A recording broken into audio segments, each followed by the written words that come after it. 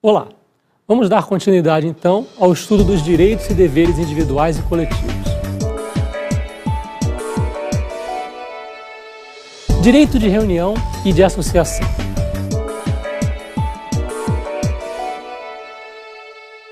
No artigo 5º, inciso 16 da Constituição, nós encontramos o seguinte: todos podem reunir-se pacificamente, sem armas, em locais abertos ao público, independentemente de autorização, desde que não frustrem outra reunião anteriormente convocada para o mesmo local, sendo apenas exigido prévio aviso à autoridade competente.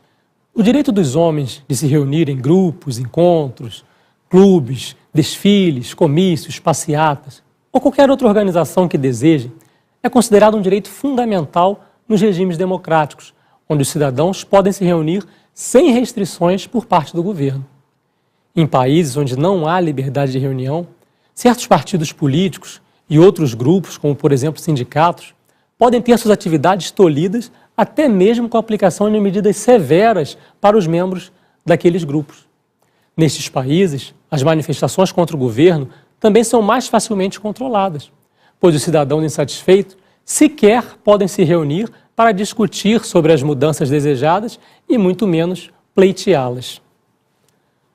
O inciso 17 da Constituição diz o seguinte: é plena a liberdade de associação para fins lícitos, vedada a de caráter paramilitar.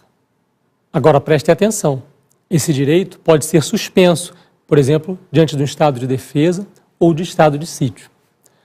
Uma associação consiste numa união de pessoas, não havendo exigência de um número mínimo de pessoas para a sua configuração. Há também o caráter de permanência. Enquanto que a reunião ela passa aquela impressão de temporalidade, de ser algo momentâneo, a associação tem um caráter de permanência. Então, o direito à liberdade de associação ele é garantido em vários tratados de direito internacional, especialmente nos tratados voltados para o direito internacional do trabalho. A liberdade de associação ela é uma das principais preocupações da OIT, Organização Internacional do Trabalho. A OIT ela defende os direitos dos trabalhadores e empregados de constituírem organizações e de negociarem coletivamente, pois desta forma eles terão mais força e ficará mais equilibrada essa balança entre empregados e empregadores. O legislador constituinte ele deixou registrado ser de plena importância a liberdade de associação. Volto a dizer, desde que para fins lícitos. É vedada, por exemplo, a associação de caráter paramilitar, como são as Farc ou as milícias. Passemos à leitura do próximo inciso da Constituição. Constituição Federal, artigo 5º, inciso 18. A criação de associações e, na forma da lei, a de cooperativas, independem de autorização, sendo vedada a interferência estatal em seu funcionamento. Vejam bem, se as pessoas para constituírem uma associação dependessem de autorização do Estado, ficaria complicado elas terem liberdade. Se fosse, por exemplo, uma associação que desagradasse o Estado poderia negar aquela criação daquela associação. Por isso, para garantir essa liberdade, o legislador constituinte disse que independeria de autorização. O inciso 19, falando ainda de associação, estabelece que as associações só poderão ser compulsoriamente dissolvidas ou ter suas atividades suspensas por decisão judicial, exigindo-se no primeiro caso o trânsito em julgado. Qual é o primeiro caso? O caso da dissolução. Então observem o seguinte: tanto para suspender quanto para extinguir uma associação, há necessidade de decisão judicial, sendo que, para extinguir, para dissolver compulsoriamente uma associação, essa decisão judicial tem que ter transitado em julgado, ou seja, tem que ser uma decisão definitiva da qual não caiba mais recurso. Ok? Passemos à leitura do próximo inciso da Constituição.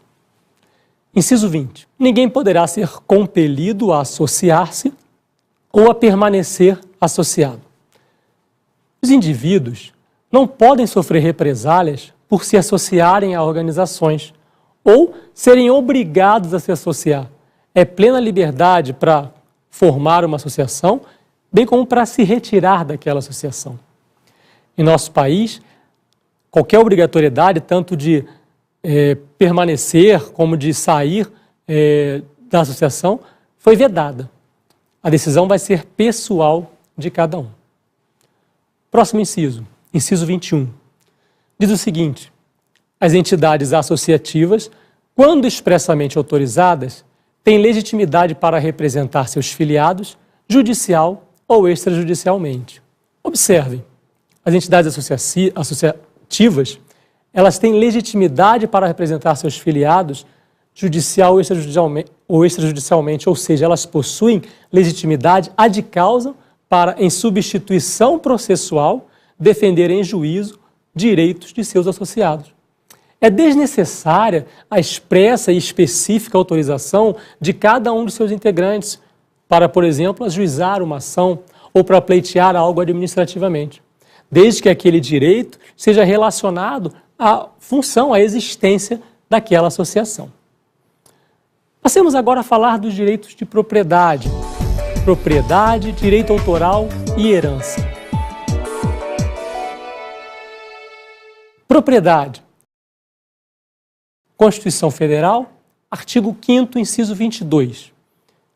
É garantido o direito de propriedade. O inciso 23, a propriedade atenderá à sua função social. O direito de propriedade surgiu como uma instituição puramente individualista, exclusiva do direito privado, no caso do direito civil, determinante de um sistema capitalista de produção na sua forma mais liberal. Dizia-se que a propriedade teria caráter absoluto e perpétuo. Ultimamente, temos vivido um movimento que pode ser chamado de publicização do direito privado, na medida em que o direito constitucional passa a se ocupar cada vez mais das questões que até então eram exclusivas do direito privado. Isso é facilmente detectável, por exemplo, na área do direito do trabalho e no direito do consumidor, onde há uma interferência grande do Estado para tentar equilibrar as forças, para tentar trazer o hipossuficiente a uma condição mais equilibrada, no caso, entre o trabalhador e o empregador, ou entre o consumidor e aquele que está oferecendo, prestando aquela relação de consumo. A Constituição, ela garante o direito de propriedade, mas ela determina imediatamente após que essa propriedade deverá atender à sua função social. A propriedade não é um mero direito individual, mas em função da ordem econômica, ela só será assegurada pela Constituição quando for exercitada de acordo com o interesse coletivo, cumprindo os valores e os princípios constitucionais. Ao contrário do que se afirmava, a propriedade não é absoluta nem perpétua. Ela se submete a diversas limitações que podem ser impostas pelo direito público ou pelo direito privado. O caráter absoluto, ele é relativizado porque sobre uma propriedade incidem várias restrições que condicionam a fruição, o uso e a ocupação da coisa, a possibilidade de sua modificação e mesmo de sua alienação, sejam limitações do direito privado, como, por exemplo, os direitos de vizinhança, ou sejam do direito público, como é o caso dos tombamentos. A perpetuidade da propriedade, ela se submete a diversas possibilidades de desapropriação. Vamos falar um pouco sobre isso agora?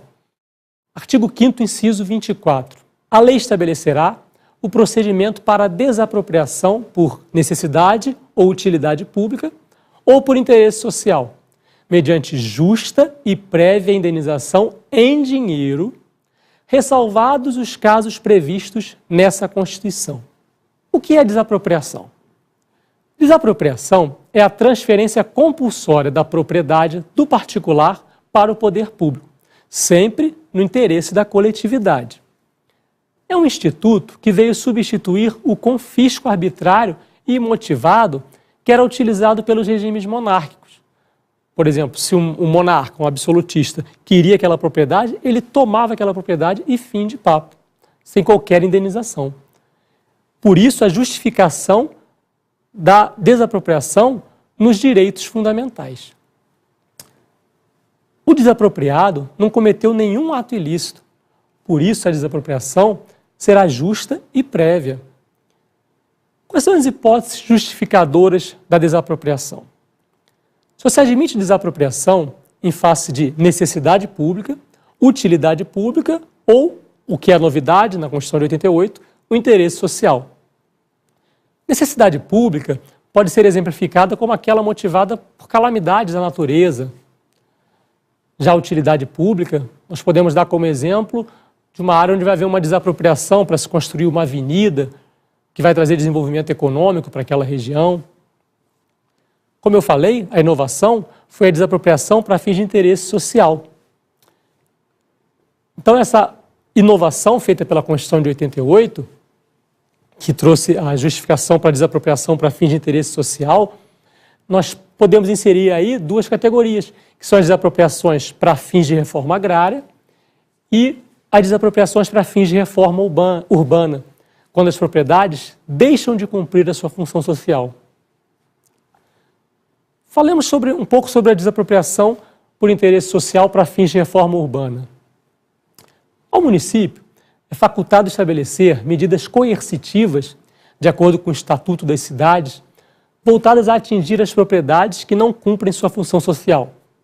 Por exemplo, um terreno abandonado, que está propiciando acúmulo de lixo, de mosquitos, de ratos, assim por diante. Qual é o objetivo? O objetivo é que o proprietário do solo urbano não edificado, subutilizado ou não utilizado, promova seu adequado aproveitamento. Que medidas podem ser tomadas, então? O artigo 182 da Constituição nos diz que medidas são essas. Artigo 182, parágrafo 4º. É facultado ao poder público municipal, mediante lei específica para a área incluída no plano diretor, exigir, nos termos da lei federal, do proprietário do solo urbano não edificado, subutilizado ou não utilizado, que promova seu adequado aproveitamento, sob pena sucessivamente de: inciso 1, parcelamento ou edificação compulsórios. Inciso 2, imposto sobre a propriedade predial e territorial urbana progressivo no tempo. Inciso 3, desapropriação com pagamento mediante títulos da dívida pública, de emissão previamente aprovada pelo Senado Federal, com prazo de resgate de até 10 anos, em parcelas anuais iguais e sucessivas, assegurados o valor real da indenização e os juros legais. Observe, então, que no caso da desapropriação para fins de reforma urbana, aquele que sofre o processo de desapropriação, ele não receberá sua indenização em dinheiro. Embora essa indenização continue sendo justa e prévia, ela se dará em títulos da dívida pública. E esse prazo de resgate é de até 10 anos. Constituição Federal, artigo 184. Compete à União desapropriar por interesse social, para fins de reforma agrária, o imóvel rural que não esteja cumprindo sua função social, mediante prévia e justa indenização em títulos da dívida agrária, com cláusula de preservação do valor real, resgatáveis no prazo de até 20 anos a partir do segundo ano de sua emissão, e cuja utilização será definida em lei. Observe, então, que nessas duas situações, desapropriação por interesse social para fins de reforma urbana e para fins de reforma agrária, o desapropriado não vai receber a indenização em dinheiro. Ele vai receber ou em títulos da dívida pública ou em títulos da dívida agrária. Esse tipo de desapropriação, também é chamado de desapropriação-sanção. Por quê? Embora a indenização seja justa e prévia, ela não é em dinheiro. Vamos passar para a leitura do próximo inciso, inciso 25. No caso de iminente perigo público, a autoridade competente poderá usar de propriedade particular, assegurado ao proprietário, indenização ulterior, se houver dano. A requisição administrativa é uma forma menos drástica de intervenção estatal na propriedade do que a desapropriação. Ou seja, o Estado ele não vai tomar aquele bem, ele não vai transferir aquele bem, seja um bem móvel ou um bem imóvel, do patrimônio do particular para o patrimônio do Estado. Não, ele vai usar aquele bem móvel, imóvel ou serviço e vai indenizar apenas se houver dano. No caso da indenização, no caso da desapropriação, ela é prévia. No caso da requisição administrativa, não. Ela só haverá indenização ulterior, ou seja, posterior, se houver dano. E, fixando, tem que haver iminente perigo. Por exemplo, um risco de desabamento, algo nesse sentido. Passemos à leitura do inciso 26. A pequena propriedade rural, assim definida em lei, desde que trabalhada pela família, não será objeto de penhora para pagamento de débitos decorrentes de sua atividade produtiva, dispondo a lei sobre os meios de financiar o seu desenvolvimento. O legislador constituinte aqui quis proteger o pequeno proprietário rural, porque realmente a atividade rural ela está sujeita a fenômenos da natureza, a falta de chuva, ou a uma enchente, ou algo assim. Então, tentando evitar até mesmo o êxodo rural, que é a vinda do pessoal da zona rural para a zona urbana, em função de não ter condições de se manter na zona rural, o legislador constituinte assegurou que o pequeno proprietário rural ele não perderia sua propriedade em funções de dívidas relacionadas à sua atividade produtiva. Então, por exemplo, se o pequeno proprietário vai a um banco, consegue um financiamento, compra sementes, compra insumos, tratores, e por uma questão de fenômenos de natureza não consegue produzir, ele não perderá o seu imóvel em função dessas dívidas. Mas observem que tem que ser uma dívida relacionada à produção daquela propriedade. Ele não pode chegar num banco, pedir empréstimo para comprar insumos agrícolas e comprar televisão, home theater e automóvel e depois deixa de pagar a sua dívida e aí sua propriedade estaria protegida? Não, não é essa a situação. Então, quais são as condições? Tem que ser uma pequena propriedade rural e a Lei 4.504 de 64, que é o Estatuto da Terra, é que vai definir o que é uma pequena propriedade rural. Essa pequena propriedade rural tem que ser trabalhada exclusivamente pela família, sem empregados, e a dívida tem que ser relacionada com a atividade produtiva. Falemos agora do direito autoral. Inciso 27 do artigo 5º. Aos autores pertence o direito exclusivo de utilização, publicação ou reprodução de suas obras, transmissível aos herdeiros pelo tempo que a lei fixar. Vamos comentar esses incisos seguidos de uma única vez. Vamos passar a leitura do inciso 28. Inciso 28 diz: são assegurados nos termos da lei, a linha A proteção às participações individuais em obras coletivas e a reprodução da imagem e voz humanas, inclusive nas atividades desportivas. O inciso 28 veio proteger os direitos relativos à reprodução da imagem e da voz aos participantes em obras coletivas. Ao assegurar a proteção à participação individual em obras coletivas, a Constituição Federal consagrou o chamado direito de arena, remetendo à legislação infraconstitucional a sua regulamentação. No que diz respeito aos atletas profissionais de futebol, a norma de regência, no caso, é a Lei 9.615 de 98. Essa lei, no seu artigo 42, define o direito de arena. Passemos à leitura da linha B do inciso 28. O direito de fiscalização do aproveitamento econômico das obras que criarem ou de que participarem aos criadores, aos intérpretes e às respectivas representações sindicais e associativas. Ninguém melhor do que os próprios autores, participantes ou sindicatos e associações que os representam para fiscalizar o proveito econômico das obras. Por isso, o legislador constituinte assegurou a eles este direito. Próximo inciso, inciso 29. A lei assegurará aos autores de inventos industriais privilégio temporário para sua utilização, bem como proteção às criações industriais, à propriedade das marcas, aos nomes de empresas e a outros signos distintivos, tendo em vista o interesse social e o desenvolvimento tecnológico e econômico do país. O privilégio de invenção industrial, ele assegura ao inventor o direito de obter patente que lhe garanta a propriedade do invento e o direito exclusivo de utilização do objeto da patente e o consequente direito de impedir que um terceiro faça. Ao contrário do direito autoral, que é vitalício para o autor e temporário só a partir da sua morte, o privilégio de invenção é temporário ainda para o inventor. Herança. Inciso 30 do artigo 5º da Constituição diz o seguinte: é garantido o direito de herança. E logo em sequência, o inciso 31 diz: a sucessão de bens de estrangeiros situados no país será regulada pela lei brasileira, com benefício do cônjuge ou dos filhos brasileiros, sempre que não lhes seja mais favorável a lei pessoal do decujus. O direito de herança foi alçado à categoria constitucional pela primeira vez como garantia contra ingerências indevidas do Estado.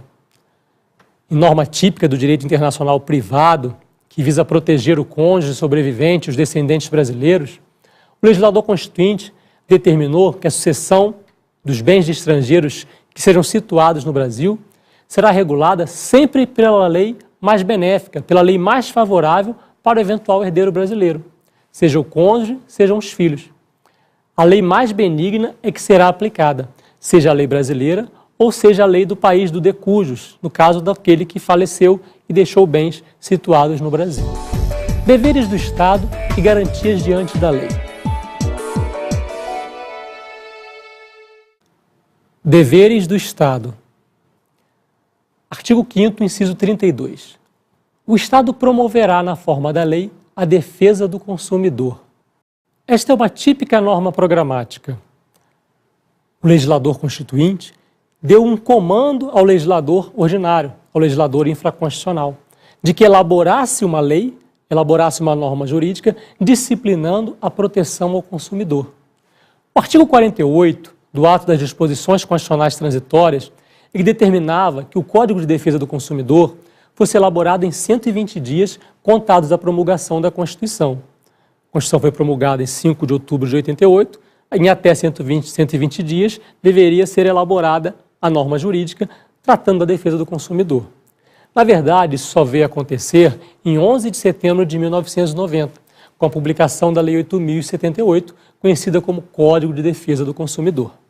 O Código de Defesa do Consumidor foi um marco nas relações de consumo, nas relações consumeristas. Anteriormente, por exemplo, se você comprava um produto eletrônico e ele vinha com defeito, você tinha que provar que aquele produto veio com defeito. Hoje em dia, inverteu-se o ônus da prova. O vendedor é que tem que provar que aquele produto estava em boas condições quando foi vendido. E essa prova não é fácil. Então, muitas das questões são resolvidas sem a necessidade de se recorrer ao Poder Judiciário. Inciso 33. Todos têm direito a receber dos órgãos públicos informações de seu interesse particular ou de interesse coletivo ou geral, que serão prestados no prazo da lei, sob pena de responsabilidade, ressalvadas aquelas cujo sigilo seja imprescindível à segurança da sociedade e do Estado. O inciso 34, por sua vez, estabelece que são a todos assegurados, independentemente do pagamento de taxas, a linha A, o direito de petição aos poderes públicos em defesa de direitos ou contra a ilegalidade ou abuso de poder, e a linha B, a obtenção de certidões em repartições públicas para a defesa de direitos e esclarecimento de situações de interesse pessoal. Segundo José Afonso da Silva, o direito de petição define-se como o direito que pertence a uma pessoa de invocar a atenção dos poderes públicos sobre uma questão ou situação, seja para denunciar uma lesão concreta e pedir a reorientação da situação, seja para solicitar uma modificação do direito em vigor no sentido mais favorável à liberdade. Há nele uma dimensão coletiva consistente na busca ou defesa de direitos ou interesses gerais da coletividade. Esse direito pode ser exercido por qualquer pessoa, física ou jurídica, nacional ou estrangeiro, e independe do pagamento de taxas. Em relação à obtenção de certidões, também independentemente do pagamento de taxas, o artigo 1º da Lei 9.051, de 95, dispõe que as certidões para a defesa dos direitos e esclarecimento de situações requeridas aos órgãos da administração centralizada ou autárquica, às empresas públicas, às sociedades de economia mista e às fundações públicas da União, dos Estados, do Distrito Federal e dos municípios, deverão ser expedidas num prazo improrrogável de 15 dias, contados do registro do pedido no órgão expedidor. Garantias diante da lei. Constituição Federal, artigo 5º, inciso 35. A lei não excluirá da apreciação do Poder Judiciário, lesão ou ameaça a direito. Esse princípio garante ao Poder Judiciário sua competência para dizer o direito com força definitiva. Qualquer lide, qualquer litígio pode ser levado ao conhecimento do Poder Judiciário. O legislador ordinário não pode, sem razoabilidade, restringir o acesso do indivíduo ao Poder Judiciário. Em consonância com esse princípio, nós temos o seguinte. Primeiro, no Brasil, só o Poder Judiciário tem competência para dizer o direito com força de coisa julgada. Ou seja, mesmo as decisões administrativas definitivas e recorríveis no âmbito administrativo podem ser objeto de reexame pelo Poder Judiciário. Segundo, a via administrativa, em regra, funciona como uma mera faculdade ao indivíduo. Nada impede que o indivíduo opte por buscar a tutela jurisdicional sem antes passar pelo processo administrativo. Ele vai direto ao Poder Judiciário. Mas cabe destacar que há duas situações em que se exige, para proteção judicial, o exaurimento da via administrativa. Que situações são essas? No habeas data, um remédio constitucional que nós vamos comentar mais à frente, a obrigatoriedade do exaurimento da via administrativa antes do ajuizamento da ação. Então, o autor da ação de habeas data, ele tem que provar que foi a administração, recorreu e que foi negada aquela informação a ele ou ela não foi prestada no tempo previsto pela lei, para depois poder levar essa situação a juízo. E nas lides desportivas, em que se exige a passagem pela justiça desportiva antes da justiça comum, de acordo com o que dispõe o artigo 217, parágrafo 1º da Constituição Federal. Então, cuidado, embora o termo utilizado seja justiça desportiva, trata-se de um órgão da administração e não de um órgão do Poder Judiciário. Prosseguindo, inciso 36. A lei não prejudicará o direito adquirido, o ato jurídico perfeito e a coisa julgada. Trata-se de direito do indivíduo, em face de uma nova lei, que prejudicaria situações que já foram consolidadas sob a vigência da lei passada. Direito adquirido é aquele que se aperfeiçoou, que reuniu todos os elementos necessários à sua formação sob a égide da lei vigente, da lei antiga. Quando se fala em ato jurídico perfeito, fala-se em um adicional, um plus em relação ao direito adquirido. Cuidado, a proteção constitucional ela não alcança a chamada mera expectativa de direito, quando a lei nova alcança o indivíduo prestes a concretizar, mas ainda não preenchendo os requisitos para a satisfação do seu direito. É aquela história, imaginemos o seguinte, a lei 8.112 previa licença-prêmio. A cada 5 anos trabalhados, o servidor público tinha direito a gozar 3 meses de licença. Essa lei foi alterada e não existe mais esse direito. Imaginemos aquele servidor que trabalhou 4 anos, 11 meses, 29 dias e a lei foi alterada e passou a não existir mais aquele direito. Será que ele vai ter direito a tirar os 3 meses de licença, ou 2, ou 1, que seja? Não, nada. Ele não tinha direito adquirido, ele tinha uma mera expectativa de direito. Coisa julgada, por sua vez, é a decisão judicial irrecorrível, contra a qual não cabe mais recurso. É aquela que se dá no âmbito de um processo judicial, por tornar imutável aquela decisão. É o chamado trânsito em julgado. Passemos a falar agora sobre os crimes, penas e direitos dos presos. Iniciando pela leitura do artigo 5º, inciso 37. Não haverá juízo ou tribunal de exceção. Vamos ler junto logo o inciso 53, depois eu explico por quê. Ninguém será processado nem sentenciado senão pela autoridade competente. Esses dois incisos juntos compõem o chamado princípio do juiz natural. O que é isso, princípio do juiz natural? O legislador constituinte buscou garantir ao indivíduo a atuação imparcial do Poder Judiciário na apreciação das questões levadas ao juiz. Ele impede que, por arbitrariedade ou casuísmo, seja estabelecido o tribunal ou um juiz excepcional, bem como seja conferida competência não prevista constitucionalmente a quaisquer órgãos julgadores. Ou seja, imagina que se pudesse acontecer o seguinte, ele é meu amigo, então eu vou indicar tal juiz que é meu conhecido e sei como decide, para julgar a sua situação. O outro é meu inimigo, então eu vou indicar tal juiz. Não. O legislador constituinte assegurou o princípio do juiz natural e impediu também a criação de tribunais de exceção. O que é um tribunal de exceção? É um tribunal que julga de maneira ruim? Não necessariamente. Tribunal de exceção é um tribunal criado, formado, após a prática da conduta. Um tribunal de exceção famoso na história da humanidade é o Tribunal de Nuremberg. Por quê? Porque ele foi formado depois que os nazistas haviam praticado aquelas condutas tipificadas como criminosas. Isso é um tribunal de exceção.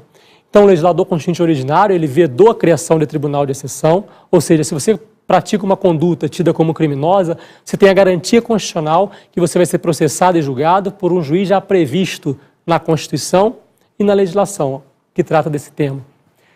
E também você vai ter a expectativa, a segurança de que vai ser julgado por um juiz imparcial. Perfeito? O STF, ele deixou claro que essa garantia constitucional, ela alcança não só os juízes do Poder Judiciário, mas qualquer julgador previsto na Constituição. Como, por exemplo, o Senado Federal, nós já não comentamos que ele julga e processa o presidente da República no caso dos crimes de responsabilidade. Então, esse benefício, esse direito constitucional, ele é assegurado não apenas no âmbito do Poder Judiciário, mas estendido a qualquer julgador previsto na Constituição. Passemos à leitura do próximo inciso. Artigo 5º, inciso 38. É reconhecida a instituição do júri com a organização que lidera a lei, assegurados, a linha A plenitude de defesa, a linha B, o sigilo das votações, a linha C, a soberania dos vereditos e a linha D, a competência para o julgamento dos crimes dolosos contra a vida. A instituição do júri, ela dá ao cidadão o direito de ser julgado por seus pares, por seus iguais, escolhidos de forma aleatória entre os cidadãos daquela localidade. No Brasil, o Tribunal do Júri é presidido por um juiz togado, um juiz de carreira, e composto de 21 jurados, sorteados dentre os cidadãos eleitores do município. E quais são essas garantias constitucionais do Tribunal do Júri? Plenitude de defesa, ou seja, a ampla defesa e o contraditório, são garantias constitucionais que foram previstas lá no artigo 5º, inciso 55 da Constituição, e que se aplicam também ao Tribunal do Júri. Desnecessário. É óbvio que elas se aplicam a qualquer processo no âmbito do Poder Judiciário e também dos processos administrativos. Sigilo das votações. Com sigilo, busca-se garantir a imparcialidade, a independência, a liberdade de convicção e de opinião dos jurados. Cuidado aqui com o filme americano, né? Nos filmes americanos, a gente vê um jurado tentando convencer o outro, as decisões tendo que ser tomadas por unanimidade. No Brasil, não é assim que funciona. Tá? Aqui a votação ela é sigilosa. Soberania dos vereditos. O que significa isso? A decisão do Tribunal do Júri ela é soberana. Não pode o juiz que preside o tribunal impor a sua vontade sobre os jurados. Além disso, a decisão não pode ser substituída por uma outra proferida pelos tribunais do Poder Judiciário. O STF, Supremo Tribunal Federal, firmou a orientação de que a soberania do veredito, do júri, não exclui a recorribilidade de suas decisões. A decisão do Tribunal do Júri ela é passível de recurso para os tribunais do Poder Judiciário. O que ocorre é o seguinte, de acordo com o STF, o tribunal não poderá reformar, substituir a decisão proferida pelo júri popular. O que o tribunal fará, se for o caso, será declarar a nulidade do julgamento realizado pelo júri popular para que seja então proferida nova decisão. Por quem? Por um novo tribunal do júri. Declarada a nulidade da decisão, retornam-se os autos ao tribunal do júri para novo julgamento. Competência para o julgamento dos crimes dolosos contra a vida, ou seja, aqueles crimes em que há a intenção de matar. Mas cuidado, nem todo crime doloso contra a vida será julgado pelo Tribunal do Júri. Autoridades com foro privilegiado não se submetem ao Tribunal do Júri. Por exemplo, os membros do Congresso Nacional, Procurador da República, eles serão julgados, Procurador-Geral da República, perdão, eles serão julgados pelo STF, de acordo com o que dispõe o artigo 102, inciso 1, a linha B da Constituição. Crimes. Passemos à leitura do próximo inciso. Inciso 39. Não há crime sem lei anterior que o defina, nem pena sem prévia cominação legal. De acordo com o princípio da legalidade penal, só constituem ilícitos penais as condutas assim especificadas em lei formal antes de sua concretização, e que as penalidades cabíveis também devam necessariamente constar da lei. Inciso 40. A lei penal não retroagirá, salvo para beneficiar o réu. Deste dispositivo constitucional, pode-se concluir que a lei penal posterior mais severa é irretroativa, não alcança fatos pretéritos. Por outro lado, a lei penal posterior mais benéfica, essa sim retroage, volta ao tempo para favorecer o réu. Inciso 41.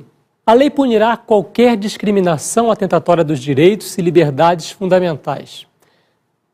Esse inciso traz apenas um comando para o legislador ordinário, mais um exemplo de norma programática. O legislador constituinte originário deu uma indicação para o legislador ordinário de que fizesse uma lei prevendo essa garantia para os direitos e liberdades fundamentais, a punição para o desrespeito aos direitos e liberdades fundamentais. Inciso 42. A prática de racismo constitui crime inafiançável e imprescritível, sujeito à pena de reclusão nos termos da lei. Fiança é a prestação de uma garantia ao juízo, normalmente em dinheiro, para assegurar que o réu não vá fugir ao responder um processo criminal em liberdade. A inafiançabilidade e a imprescritibilidade são impostas pelo Constituinte aquilo que ele considera mais reprovável. A prescrição é um instituto que não deve ser repudiado. A prescrição é, em poucas palavras, uma das formas pelas quais se extingue o direito de punir um fato por parte do Estado. É aquela história de que o direito não socorre a quem dorme. O Estado tem um prazo para punir. Se ele perde esse prazo, ele não tem mais o direito de punição. E, infelizmente, o legislador constituinte aqui, ele alçou o crime de racismo, que realmente deve ser punido de forma grave, à imprescritibilidade. Um exagero. Isso não é a minha opinião. Isso é a opinião da doutrina majoritária. Passemos ao próximo inciso da Constituição. Inciso 43. A lei considerará crimes inafiançáveis e insuscetíveis de graça ou anistia a prática de tortura, o tráfico ilícito de entorpecentes e drogas afins, o terrorismo e os definidos como crimes hediondos, por eles respondendo os mandantes, os executores e os que, podendo evitá-los, se omitirem. Observem que a Constituição determinou uma resposta legal mais dura a estes crimes, vedando aos seus autores alguns institutos penais, como o direito à fiança e a possibilidade de obterem graça ou anistia. Mas observem também que esses crimes aqui prescrevem. A tortura prescreve, o terrorismo prescreve, enquanto que o crime de racismo não. O exagero do legislador constituinte, concorda?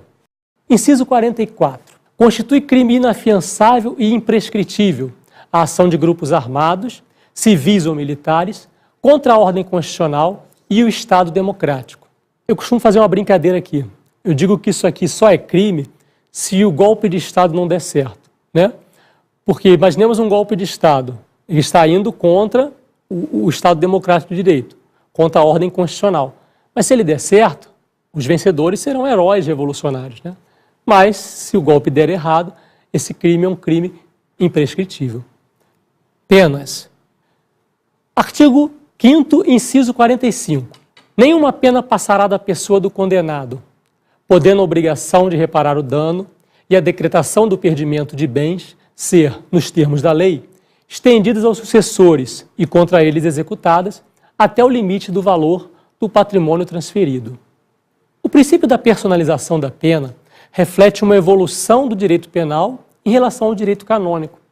Da mesma forma, consagra a responsabilidade penal subjetiva. Somente quem, de algum modo, concorreu para o crime poderá ser por ele responsabilizado e na medida da sua culpabilidade, afastando, portanto, a possibilidade de admitir-se a responsabilidade objetiva em direito penal, o que, aliás, é uma tendência mundial. Por outro lado, surge o perdimento de bens como uma nova pena, permitindo ao Estado perseguir aqueles bens frutos de aquisição ilícita, estejam eles onde estiverem, quer no patrimônio de um herdeiro ou até mesmo na esfera patrimonial de um terceiro adquirente de boa-fé. Todavia, observe-se que, por princípio de justiça, a extensão dessa responsabilidade patrimonial não atinge aqueles bens cuja origem é notoriamente ilícita. É o que se entende da expressão até o limite do patrimônio transferido. Inciso 46. A lei regulará a individualização da pena e adotará, entre outras, as seguintes. A linha A, privação ou restrição da liberdade. A linha B, perda de bens. A linha C, multa. A linha D, prestação social alternativa. E a linha E, suspensão ou interdição de direitos.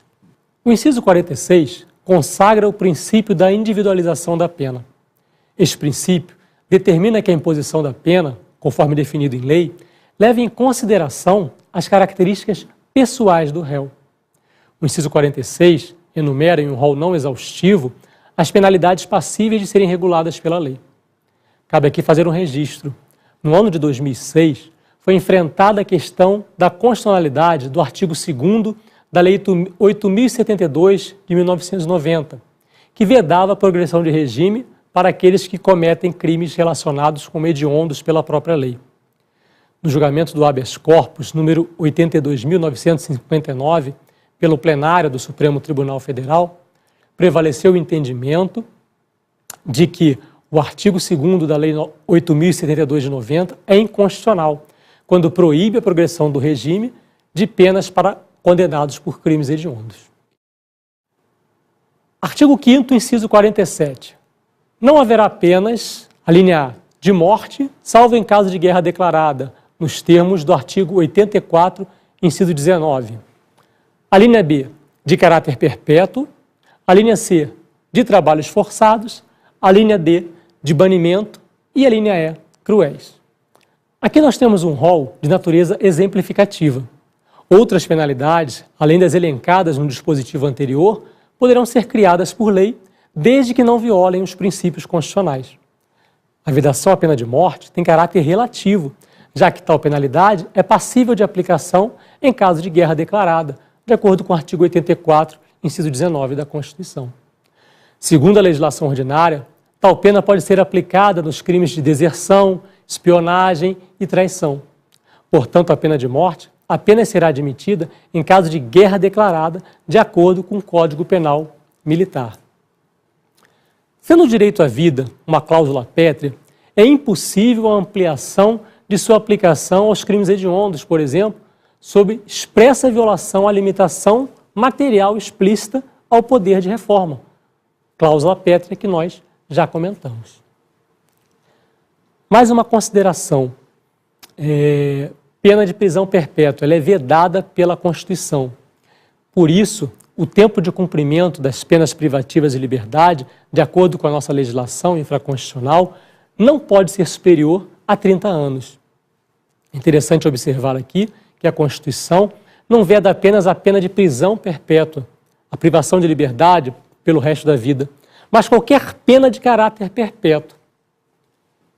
Dessa forma, uma pena de nunca mais poder dirigir ou exercer determinada profissão são modalidades de pena também proibidas pela Constituição, embora estejam previstas em algumas leis. Mas são leis flagrantemente inconstitucionais. Podemos citar também a Lei 8.112 de 90, o regime jurídico dos servidores públicos federais. Essa lei penaliza com a proibição de nunca mais retornar ao serviço público federal o servidor que for demitido por alguns dos motivos listados na lei, como, por exemplo, cometimento de crime contra a administração pública. Quanto aos trabalhos forçados, cabe frisar que fere os direitos humanos dos presos. Logo, vai contra o princípio da dignidade da pessoa humana. Além disso, os instrumentos de trabalho em mãos dos presos de alta periculosidade podem se transformar em um ambiente de fuga ou de agressão. Por isso, o legislador constituinte vedou esse tipo de pena. Muitos legisladores que participaram da Assembleia Nacional Constituinte sofreram a pena de banimento sob regime militar no país, razão pela qual, procurando preservar as gerações futuras desse tipo de situação, eles vedaram a pena de banimento, que é um ato unilateral que permite ao Estado expulsar brasileiros natos e naturalizados. Por fim, penas cruéis é uma expressão imprecisa. O que é uma pena cruel? Não se encontra isso nem na Constituição, nem na legislação ordinária. Na falta de uma conceituação legal, devemos considerar como cruéis as penalidades que afrontam a dignidade da pessoa humana, que acarretam sofrimento físico e mental, além dos limites admitidos pela legislação penal. O inciso 48. A pena será cumprida em estabelecimentos distintos de acordo com a natureza do delito, a idade e o sexo do apenado. A Constituição exige que o Estado mantenha estabelecimentos correcionais de segurança máxima, média e mínima, a fim de servirem para o cumprimento progressivo da pena. Há que se assegurar o direito dos presos. O inciso 49 fala sobre isso. Ele diz: é assegurado aos presos o respeito à integridade física e moral. Será que havia necessidade disso? O artigo 50, por sua vez, diz: às presidiárias serão asseguradas condições para que possam permanecer com seus filhos durante o período de amamentação. Observem que, mais uma vez, o legislador constituinte preferiu pecar pelo excesso. É óbvio que a República Federativa do Brasil, sendo um Estado democrático de direito e tendo por princípio a dignidade da pessoa humana, teria de assegurar direitos aos presos. Mas como o legislador constituinte passou por isso, sofreu na pele e resolveu deixar registrado. Vamos então à resolução das questões? Exercício 1 diz o seguinte: é irrelevante para o exercício da liberdade de reunião em local aberto ao público que os participantes do evento estejam armados, desde que a reunião esteja autorizada pela autoridade policial competente. Completamente errado, né? Primeiro, a reunião não tem que ser autorizada por ninguém. Segundo, a reunião, além de pacífica, ela tem que ser sem armas. Por isso, está errado o enunciado da primeira questão. Passemos ao exercício 2. O Ministério Público tem o poder de, em procedimento de ordem administrativa, determinar a dissolução compulsória de associação que esteja sendo usada para a prática de atos nocivos ao interesse público. E aí, certo ou errado? Errado, né, gente? Para extinguir, para dissolver uma associação, há a obrigatoriedade, a necessidade de uma decisão judicial transitada em julgado, ou seja, uma decisão judicial definitiva. Então, nem o Ministério Público, nem a administração tem esse poder de extinguir uma associação. Exercício 3. O uso da propriedade particular por autoridade competente, em caso de iminente perigo público, deve ser precedido de indenização ao proprietário. E aí, certo ou errado? Errado, né, gente? Diferente do que ocorre na desapropriação, no caso da requisição administrativa, a indenização será ulterior, ou seja, posterior, e se houver dano.